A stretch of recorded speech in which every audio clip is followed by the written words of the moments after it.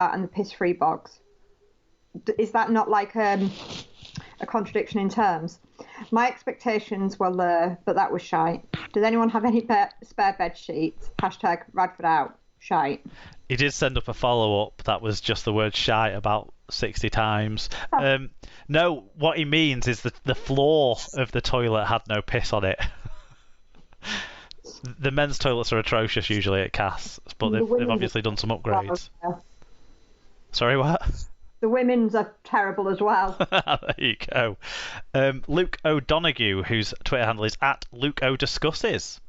He says, phenomenal performance from Salford. Fast-flowing rugby that could easily have been confused for the Harlem Globetrotters. We made the usual Salford mistakes and invited pressure on ourselves, but our defence was resilient and kept Cass at bay. Every player on the pitch was put in a shift and we were let down by no one. If we play like that every week, then you'll be seeing us in the grand final. Slight overconfidence, maybe. I think Chris is dark horse rather than predicting a grand final from Luke. But... No, to be fair, I guess if they do play like that every week, then, and beat everyone, then they will be in the grand final. Yeah. So we've got 6 teams that'll be in the grand final. Yep. Well, actually 5, because let's face it, Warrington was shit. And Tom Andrews said, looks like HMS Pistol League has already sprung a leak barely out the harbour. If Fat Boy Rob needs help on his bedsheet, Radford out. Paige probably has an old one in the garage he can have. There we go. That solves that problem. Yeah, excellent stuff. We got a late one in as well from Craig, the expat Cass fan. He said, not ideal way to kick off a season, but it's the hope that kills you, so the less said about the game, the better, and just move on. I will say one thing, though. Marhaven Newitt is not it. And our right side defence needs serious attention. We underestimated Salford, who have some very useful players, and we paid the price. Not televised, this one. Have you caught much of it? Not a lot, no. I heard that Faremo got sin-binned for tackling like Faremo tackles. Yeah, well, the match review panel basically kind of said there wasn't much in it, really. It wasn't high. They said it was on the back rather than the head. So maybe it was one of those that live looked a bit worse probably in full speed, and Farimo has previous, doesn't he? So that might have played a part as well. I think a lot of Farimo's thing is it looks worse than it ever is. I think he's got a tendency to leave his feet when he goes into contact, and that always looks... I mean, I don't know that players should leave the feet when they go into contact anyway, but I think that's sometimes made things that catch people across the shoulder look worse because his momentum's going up and eventually hits them in the chin sometimes. If it's round the side or the back, maybe it's not quite actually made that contact but had that visual effect live for the officials. Yeah, I think that is definitely the case. I think it is. And live it does look bad, especially when you've got no way of checking it. Because I don't think in the time that he was playing at Hull, there were many times that he actually injured a player, which you would think if somebody was consistently high tackling that there would be. There was one televised game, wasn't there, where a player went off with a concussion. I don't think he came back on, and I really can't remember which one it was. I mean, he announced himself with that horror one in the derby, weren't it? That was the Good Friday derby a few years ago. But that was a bit more clothesline than leaving his feet. But yeah, do you know what? I assumed he was off the pitch when Salford scored those 2 back-to-back tries, because I thought, how can he be on the pitch and that try be scored down his wing? But it turns out he just went wandering into no man's land. Joe Burgess ran past him like he wasn't there and then found Dion Cross. I don't know whether it's a particular weakness of his or a weakness of a Radford coach team that wingers aren't very good at staying on their wings.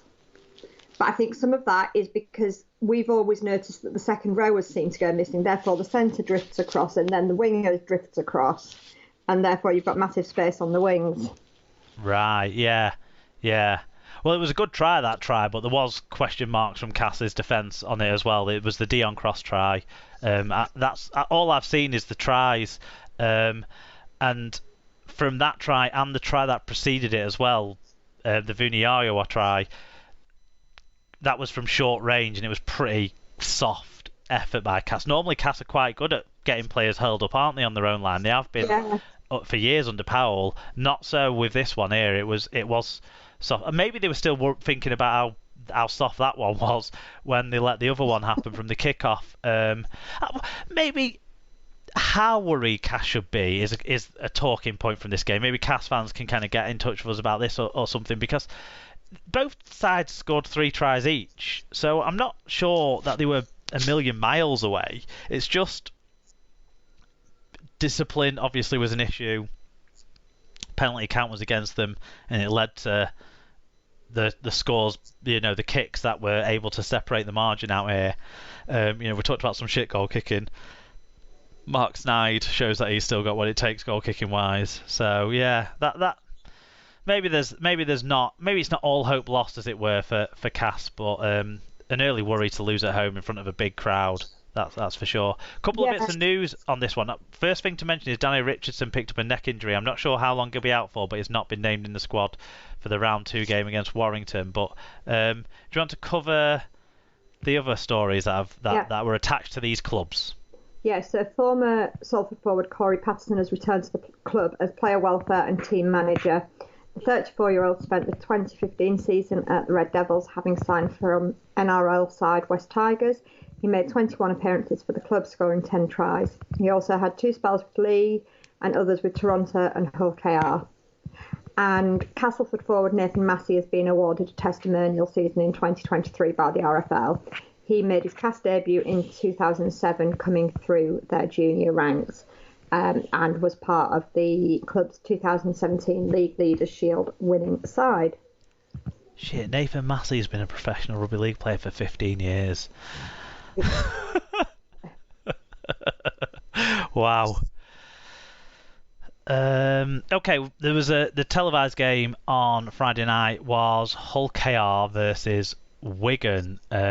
This game was played out in front of 9,044 people. That's a good crowd. James Child was the referee. It was 18-4 to Wigan at half time, and they managed to finish the game 24 points to 10 winners. In terms of the team stats, Hull KR had more carries, largely off the back of Wigan giving up a 10-5 penalty count, something to work on there, but Wigan made more metres, had a big 1.6 metre per carry better average gain. The other notable stat win for Wigan was 3.4% better team tackle success rate, so better with and without the ball. Individually, in terms of Wigan, Liam Marshall with 2 tries, 166 metres. Jay Field with 1 try, 6 tackle busts and 164 metres. Liam Farrell scored 1 try. No, it's 1 try assist, that should be. I've done a typo there. Sorry. I initially was reading it as 1 tackle. 1 try assist, 126 metres. John Bateman with 42 tackles, 13 of which were marker tackles. In terms of the losers, Lachlan Coote with 1 try assist and 108 metres, and Sam Wood with 100 metres. That's hilarious that they're the 2 that make the stats rounder. Well, Coote was bound to get over 100 metres the amount of times they gave him the ball, thinking, surely he's our big money man, he can do something. Yeah. Yeah, and poor Sam Wood. It's good for him to get a nice mention, isn't it, in this game? Because I don't think he's going to get many more. Always in our shadow said, last year's great entertainers continue to entertain. Well, they make me laugh, the juggling. The juggling winger needs a bit of practice or a bloody big net. Man of Steel Coote almost invisible throughout with his dying thought about his dying man routine until he remembered the green card. I think this is one thing, actually, segue away on Coote, though, is he can't do the dying man if they've not got clock to kill because they're behind.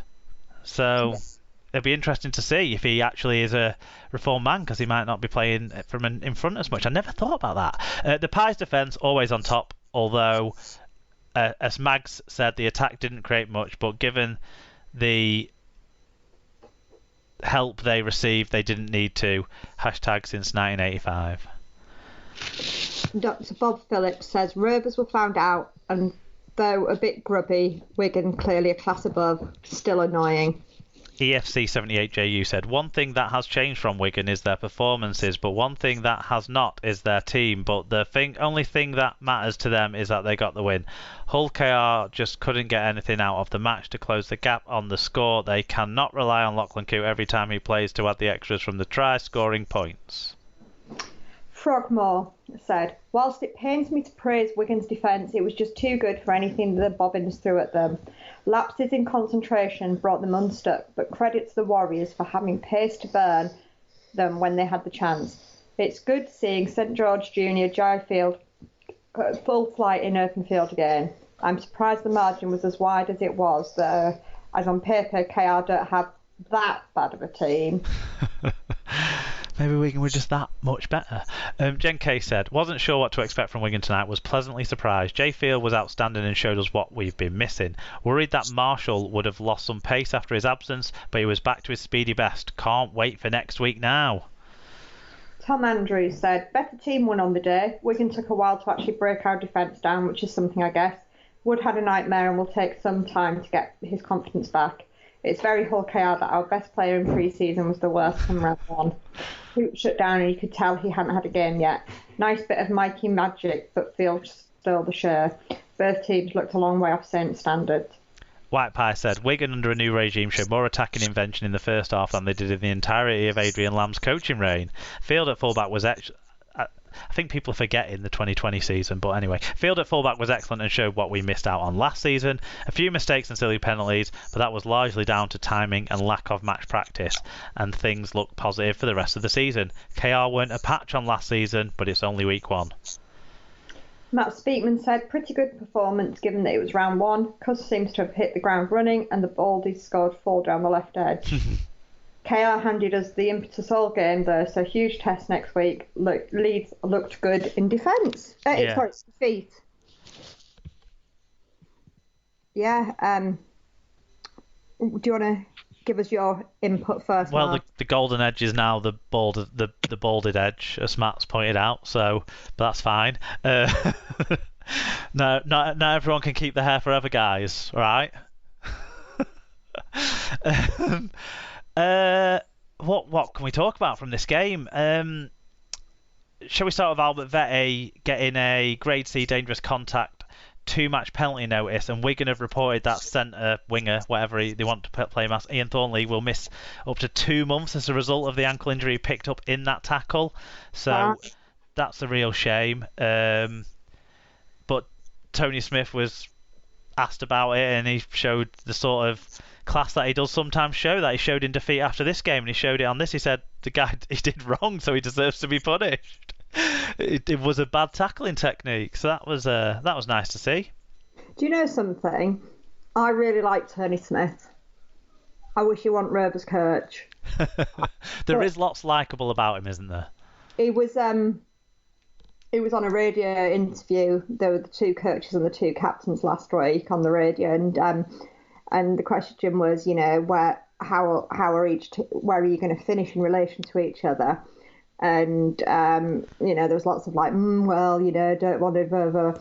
And Tony Smith's comment was, I think it's good for the city of Hull to have 2 really successful teams. So, you know, I want Hull to do well. I just want us to do that a little bit better. And I just thought, do you know what I mean? Like, it's just nice to hear. Like, yeah, I hate him because he's the Rovers coach, but actually, I do like him as a bloke. Yeah, and you know, I thought his interview after the game was really fair and honest and stuff as well. Much better than Danny Maguire trying to sort of say, like, Wigan didn't break them down. Well, did he not see Jay Field's try? Broke you down then, mate, so shut your fucking mouth. You didn't break us down. Anyway. Neither side was great at goal kicking. That's one thing to talk about. If we're going to talk about Saints' goal kicking, we have to talk about Wigan's at 40%. It was an issue for Wigan last year. It appears like it hasn't been fixed. I don't even know who our first choice kicker is, because Jay Field keeps playing like he played in this game, will be first choice at fullback every week. But Bevan French, once he gets over. His return has been delayed because he tested positive for COVID when he tried to get on his flight last week, apparently. So he'll be getting booked on a flight as soon as he can once he's testing negative. But anyway, yeah, Jay Field, I don't think, and if he's first choice kicker, that's a problem because he wasn't very good. His kicking style